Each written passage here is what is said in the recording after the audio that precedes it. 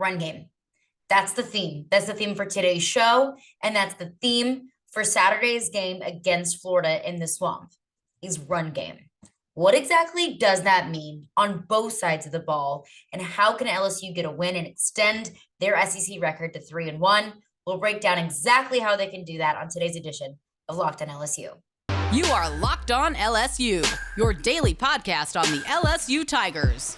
Part of the Locked On Podcast Network. Your team every day.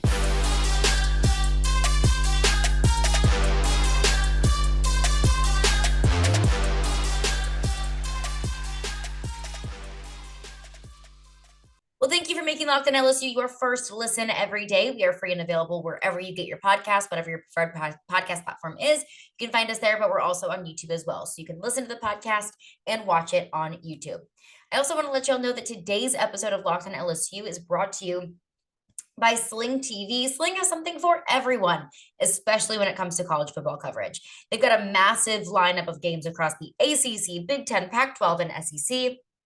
I can always watch the games I want on Sling, and now you can too. So check out Sling TV now to see the massive lineup of games that they have all season long. Sling, the TV that you love for a price that you will love too. So try it today. My name is Caroline Fenton, and I am your host, as I am every week. I've been covering LSU football since 2016. I graduated from LSU, and I'm now a sports talk radio host in Nashville, Tennessee. But let's get into it. Because I mentioned that run game, that's the key. That's the key on both sides of the ball. If LSU wants to beat Florida, run game. Focus on the run game. Focus on LSU's run game and defense to focus on stopping Florida's run game. So our themes of the podcast today are going to be very, very run game heavy. But as I do every Friday leading into any game, I highlight the 3 ways that LSU can lose and the 3 ways that LSU can win. So let's focus first on the 3 ways that LSU could potentially lose this game. First and foremost, if the run defense looks like how it did against Tennessee, I was shocked, and I think that you probably were too, at how poor the run defense was really against Tennessee. I mean, LSU gave up 263 rushing yards and 2 rushing touchdowns against a Tennessee team whose rushing attack isn't bad, but it's not elite by any means. 263 yards a game is not what is the backbone of this Tennessee offense. I think they all saw it in Tiger Stadium on Saturday. It's Hendon Hooker throwing the ball. It's the deep balls. And if anybody's running, it's probably going to be Hendon Hooker himself. So 263 yards is uncharacteristic for Tennessee because LSU allowed them to do it. So the run defense has got to be much cleaner than it was against Tennessee. And I will preface that by saying, I believe that LSU's defense as a whole, and I'll, specify it with the run defense, that it is less of what it is against Tennessee and more of what it is against what we saw against Florida State or Auburn or Mississippi State. It's a better offense than we saw in Tennessee. I think it was a bad game plan against Tennessee, and sure, poor execution absolutely was an aspect of it in Tennessee again as well. I just think the defensive game plan wasn't the best against Tennessee. So I think that it's the Tennessee game and how bad the run defense looks against Tennessee was more so the exception and not the rule. But I mean, this is a Florida rushing attack that other than Tennessee, like they run the ball. They run the ball pretty much exclusively, and they're very, very good at it. And of course, Anthony Richardson, I know he had that big 450-yard game against Tennessee. I understand that, but Florida runs the ball. That is truly, the heart and soul of this offense. I mean, they're good at it too. Like I mentioned, they're averaging 6.5 yards per carry. That's the 3rd best in the nation. Just think about that. That's the average. 6.5 yards per carry. That means when Florida runs the ball, you're not going to see very many of these gains of 1, gains of 2, gains of 3, loss of 1, loss of 2. When Florida runs the ball, I mean, they can get past the sticks on 2 carries. That is really, really dangerous. I mean, and against Tennessee, like LSU was missing tackles up front too. To be fair, up front and in the secondary, they were missing tackles. And I mean, they can't do that against Florida. You couldn't do it against Tennessee. I mean, obviously, you got blown out against Tennessee because the defense was just letting that Tennessee offense run all over the place. But, I mean, the defense is really going to have their hands full against Florida. They've got a trio of really solid running backs And then you add the quarterback on top of it. I mean, you look at Montrell Johnson, who's averaging eight yards per carry. That is ridiculous. He has 5 touchdowns so far in the season through 6 games, 5 rushing touchdowns. Trevor Etienne, yes, it is Travis Etienne's little brother, if you were wondering. He's averaging 6.8 yards per carry, 2 rushing touchdowns so far on the season. Unbelievable. Wright averaging 4 yards per carry, which doesn't sound as impressive. When you're behind a running back who's averaging 8 and 6.8 yards per carry respectively. But I always highlight this. What's the key here when you're, averaging 3.5-ish yards per carry? You run for 3.5, you run for 3.5, you run for 3.5, first down. So while 4 doesn't sound as sexy as, Montrell Johnson or Trevor Etienne, he's still moving the ball, and he's got 2 touchdowns, rushing touchdowns so far in the season. And that is just the running back core. And that really just scratches the surface of the run game, because you also got an incredibly mobile quarterback, a big quarterback that can bulldoze defensive lines. Anthony Richardson is averaging 6.1 yards per carry and has 5 rushing touchdowns so far in the season. Anthony Richardson can move the ball. Now, what Anthony Richardson is LSU going to get on Saturday? That's a very good question that I don't know the answer to. That's something that I broke down with Brandon Olson, the host of Locked On Gators, is the biggest story for Florida right now, and the biggest story that's really kind of surrounded that football team all season long, is Anthony Richardson and the inconsistencies, because we saw him look like Superman against Utah. After that game, I was like, is Anthony Richardson a dark horse Heisman contender? Because he looked like one against Utah. And then they turn around the next week and he looks like a scared little puppy against Kentucky. So which Anthony Richardson are they going to get? I don't know. Because you've seen against Tennessee when he threw for 450 yards that he is capable of moving the ball downfield. He can move the ball downfield. It's just, is he going to be the Anthony Richardson that throws for 450 yards? Or is he going to be the Anthony Richardson that couldn't even rush for a single yard against Kentucky? And I don't know the answer to that. But the threat, whether he's able to execute or not, the threat still exists. Not just with Anthony Richardson, but also with his really stacked running back core. So if the run defense and the defense as a whole looks more so how it did against Tennessee rather than it did against, say, Auburn or Mississippi State, LSU very easily could lose this football game. Kind of moving to the other side of the ball, the second way that LSU could lose this game is if the offense just isn't able to turn themselves around after Tennessee. I mean, they had 55 total rush yards and they averaged 6.7 yards per pass against Tennessee. And that's just not going to cut it. They're not going to win games that way. And, I do also want to preface, and I want to mention that I like the way that Jayden Daniels threw the ball more. Now, do I think he could take more risks? Absolutely. Do I think he could utilize the deep ball a little bit more? Absolutely. 6.7 yards per pass, that's not going to do it. You got to get those numbers up and you got to move the ball downfield. But if the offense isn't able to bounce back from a not so great performance against Tennessee, specifically the run offense and the run game, if they don't establish the run game at all, and especially if they don't establish it early, then I think that LSU is going to have a really difficult time putting up points. Third way that I think LSU could lose this game.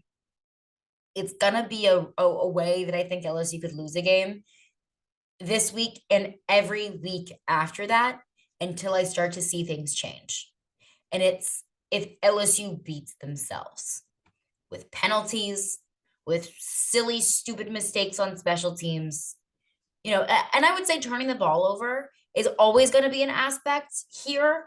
LSU's done a really good job of not turning the ball over. I know Jayden Daniels had an interception against Tennessee. It's something that I mentioned last week and also that Brian Kelly spoke about in his press conference, that interceptions are going to come when you're going to be risky. So I said on the podcast, I'm not going to be mad at Jayden Daniels if he throws a pick, as long as he's throwing the ball more.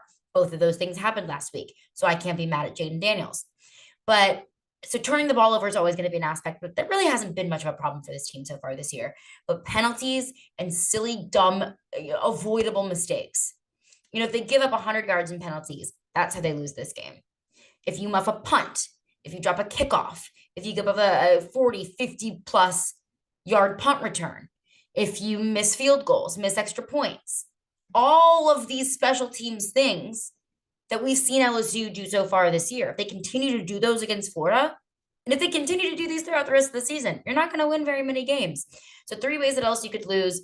if the run defense doesn't kind of shape up after Tennessee, and also in that same breath, if the offense as a whole doesn't turn around after that Tennessee game. If the rushing game doesn't get going, only had 55 total rush yards against Tennessee, this rushing attack is better than that. And also, stupid penalties, stupid mistakes, clean it up on special teams, play a clean game, and I think LSU will have a good shot.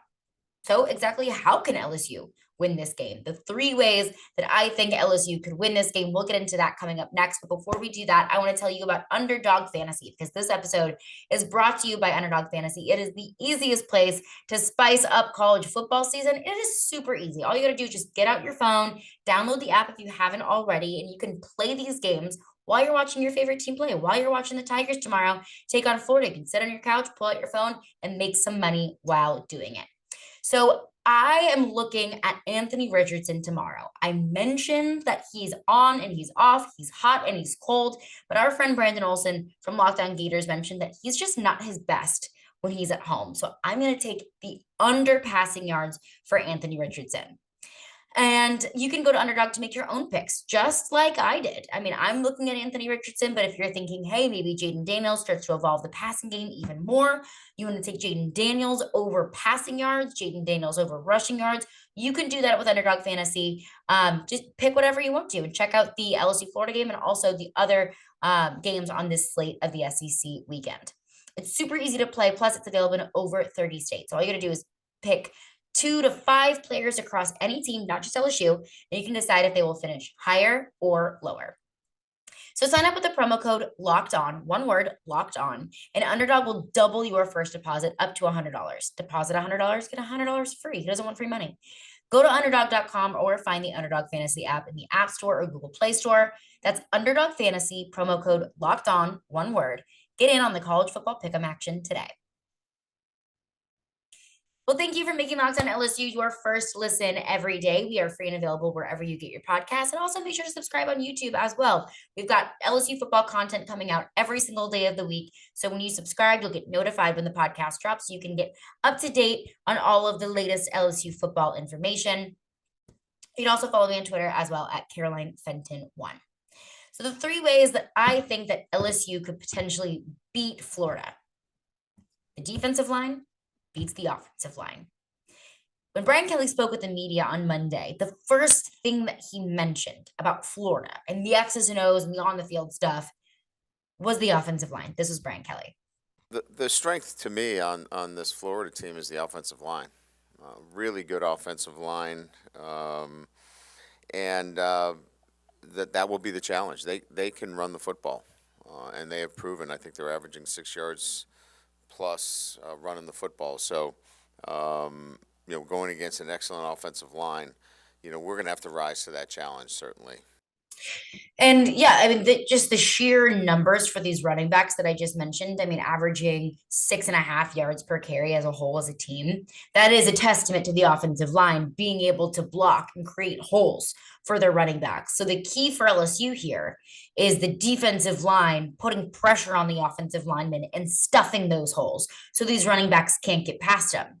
They're going to have to force Anthony Richardson to pass the ball. And they're going to have to continue to put pressure on Anthony Richardson.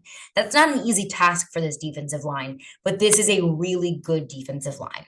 And I spent all week complaining about how Harold Perkins didn't see enough time against Tennessee. Brian Kelly also said on Monday, you're going to see a whole lot more Harold Perkins in this game. He claims, this is a better matchup for him. He's better on the inside. This is a very run-heavy team.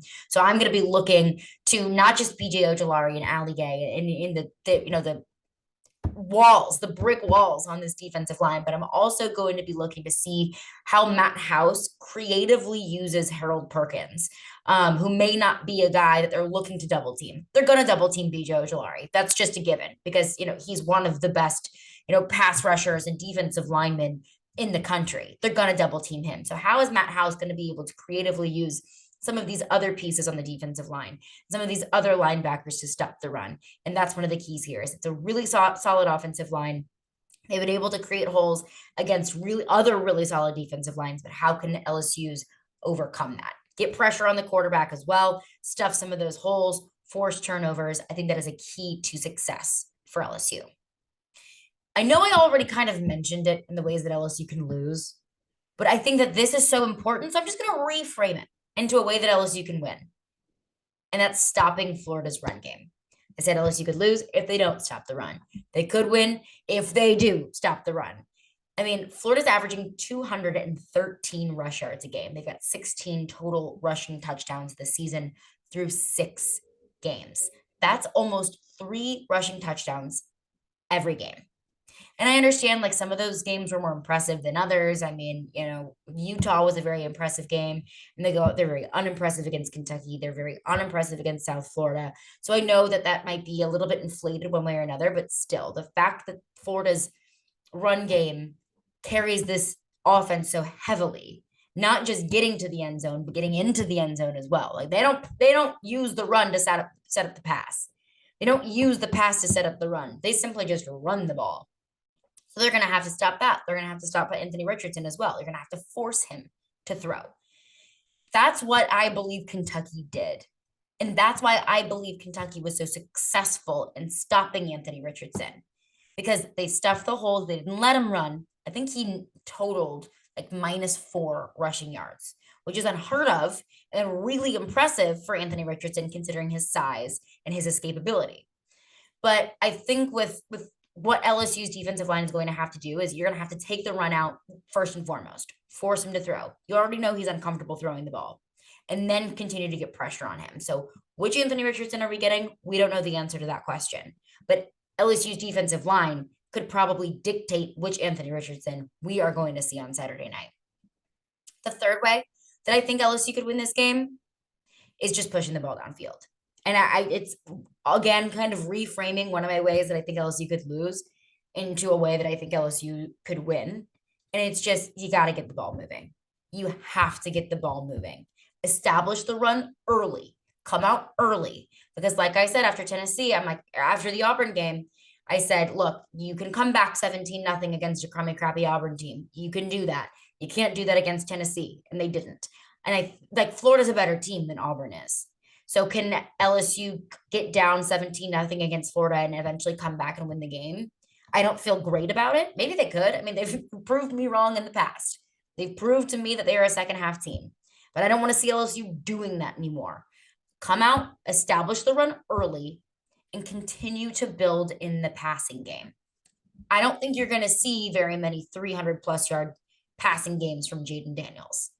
But I would like to see confidence in Jayden Daniels, even if it's like a 225-yard passing game. Did he have a 45-yard pass in there to move the ball downfield, to be able to set them up in field goal territory, set them up in the red zone?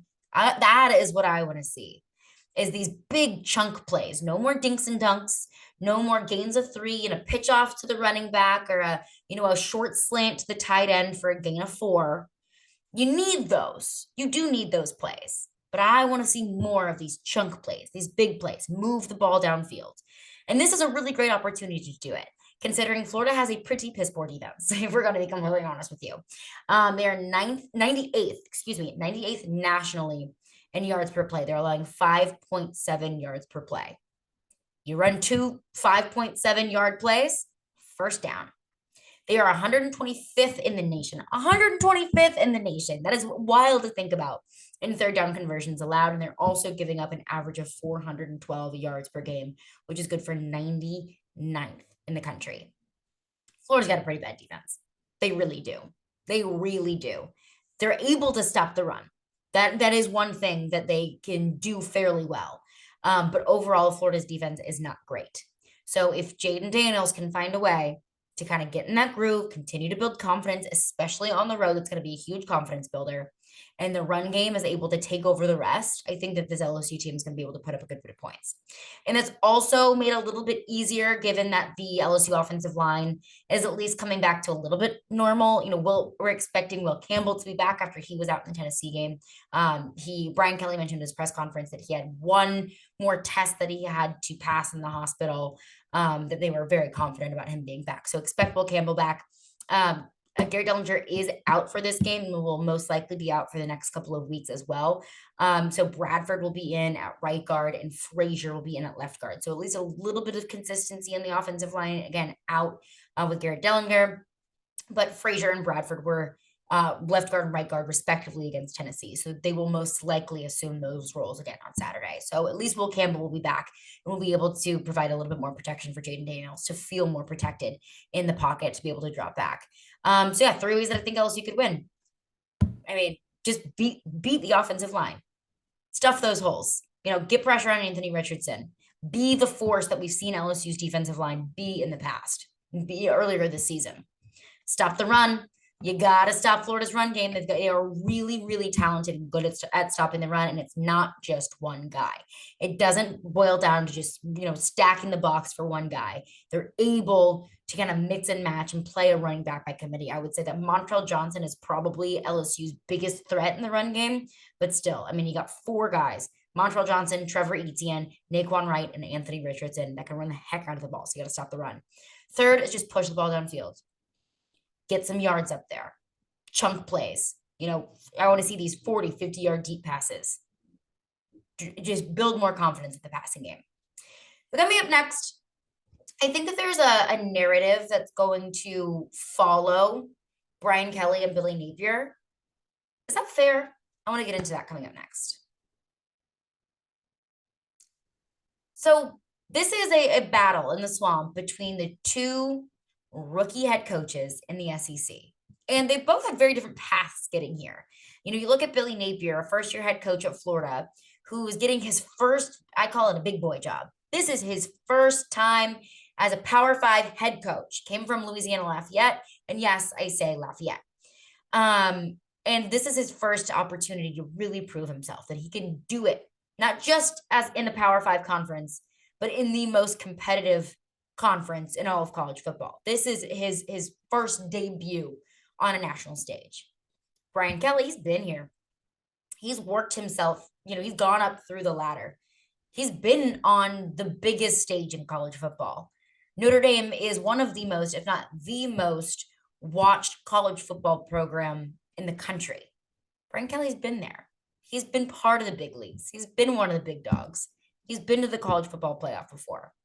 So that's what I think is an interesting matchup here, is although they're coming from very different backgrounds, and although these 2 coaches, and Brian Kelly and Billy Napier, have a different experience level and a different expertise, and they have different styles, they are going to be forever connected because they were both brought in at the same time into 2 programs, 2 storied programs, historic programs that have very, very high expectations from its fan base. And they were both brought in to clean up a good bit of a mess. We talk a lot about how difficult Brian Kelly's job was to first and foremost just try and, look through the clutter and figure out what he had in this team. Try and figure out what pieces he needed. We talk a lot about how difficult Brian Kelly's job is at LSU. And I don't know the Florida program nearly as much. Not even close. I have, the amount of knowledge about the Florida, football program in my entire body that probably, other people have in their pinky. But I do know that Florida was not in a good place. That relationship between Florida and Dan Mullen was incredibly strained, and that locker room was very divided. Billy Napier also has a very similar undertaking that Brian Kelly does. Brian Kelly was even asked about the ties between he and Billy Napier and the similarities of the challenges that they face in year 1. He's at this level because he's earned it. He didn't do it because he got lucky. And he'll do great at Florida. He's a great hire for Florida. So got a lot of respect for what he did, and again, you can see that, we both have the same challenges. We're rebuilding our rosters. We run into each other in the recruiting, as we're trying to, build up the depth on our teams. You can see that we're, out there in the recruiting world. So that's probably where we'll see each other a lot over the next few years. And he's right. You probably will. You're going to be competing with Florida for a good bit of recruits down the line. Brian Kelly respects Billy Napier. Billy Napier's a good coach. Those 2 are always going to be connected, obviously. It's obvious. I just explained why. But one narrative that I feel like is going to be inevitable, that one, I disagree with, and two, I kind of want to shut down right now. If LSU does go to the Swamp and loses, I know the narrative is going to be LSU should have hired Billy Napier. LSU made a mistake hiring Brian Kelly. And they could have hired Billy Napier cheaper than they hired Brian Kelly for. That Billy Napier would have dropped anything to come to LSU. He already had, a fertile recruiting base in the state of Louisiana coming from Lafayette. That he would have taken this job, but LSU thought they were too good for Billy Napier. That LSU made a mistake hiring Brian Kelly if LSU does lose against Florida. And I want to stop that narrative right now. It's a lazy narrative. It's a very, very easy, complaint to make that after 1 year and one game between two head coaches that are leading, programs that are trying to heal, that they made a mistake because it's a head-to-head. And I don't think that's fair at all. I don't even want to make an assessment of Brian Kelly after 6 games. I don't really think it's fair to make a full assessment of Brian Kelly after a full year. I always say give a coach 2 years before you really can make an assessment of who they are and what they've done to this program. I think that Tennessee with Josh Heupel in year 2, they feel pretty good about him. South Carolina and Shane Beamer, I think they still have questions. Year 2 is very telling. I don't even want to make an assessment of Brian Kelly after 1 year. So I'm sure as hell not going to make an assessment of Brian Kelly after 1 game. Just because it's a very obvious and easy comparison to make between Brian Kelly and Billy Napier. And if Billy Napier comes out the victor this year, it's easy to say LSU made a mistake. I don't believe that at all. This is not a program that can be rebuilt in 7 weeks, in 1 year. It's really not. And this game is not indicative of how Brian Kelly will be at LSU for his next 10 or so years. This game alone is not indicative of how good of a coach either one is.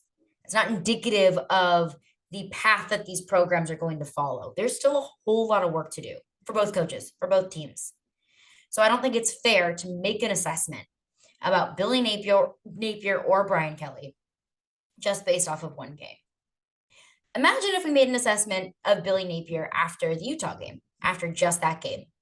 We'd probably have a really good perception of Billy Napier, wouldn't we? We'd probably think that he was, he's the hottest thing in college football. He's going to bring Florida to the top of the SEC. And then you see how that game went against Kentucky. And that narrative stopped very quickly. It's not fair to make an assessment after 1 game, even when the comparison is really easy to make. But LSU's got a tough undertaking. Going to the Swamp, it's not a very easy place to play.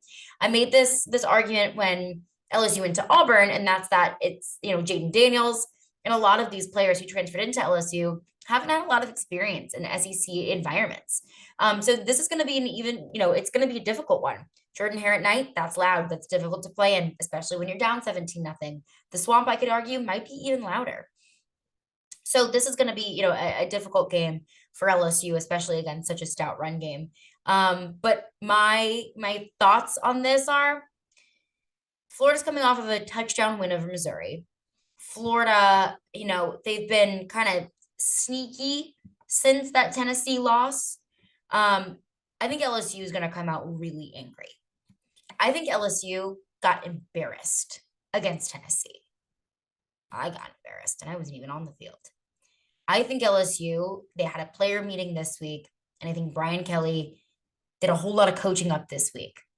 And I think they had a little bit of a come to Jesus this week about whatever we were doing, how we were able to skate by against Auburn. It's not going to work anymore with this really difficult stretch and when it's back to back to back. So I think that LSU is coming back angry, and I think that LSU wants to redeem themselves. And I understand that can only go so far, but this is a very mental sport. And that the drive and the motivation that LSU is going to have inevitably after that Tennessee loss is huge. And I think beating Florida in their own environment, in their own stadium, is a good benchmark of how this team is going to be able to come back and kind of turn things around after a loss. They're going to lose another game this year. They're going to. It's how they respond to that. And that's the key. And that's what I think is a sign of a good coach is how can you turn your team around after a bad game. I'm predicting LSU is a 2.5 point dog going into the Swamp. I think LSU is going to win this game mostly because I think this defensive line is just really good. I think they're gonna be able to find what Florida does best, and it's run the ball. They're gonna be able to stop that. And also, I think just this mental aspect of we want to redeem ourselves after we just got our butts whooped in Tiger Stadium. But that's going to do it for me today. Thank you for making Locked on LSU your first listen every day. We are free and available wherever you get your podcasts. And check us out on Monday every week. On Monday, I'll have a full breakdown of the LSU game. So on Monday, I'll have the 3 things that LSU did well, 3 things that I liked, 3 things that I didn't like. So make sure to check out for that on Monday. You can get more in the SEC by making Locked on SEC your second listen. Everyday host Chris Gordy and local experts of Locked on take you across the SEC in 30 minutes. Make Locked on SEC your second listen.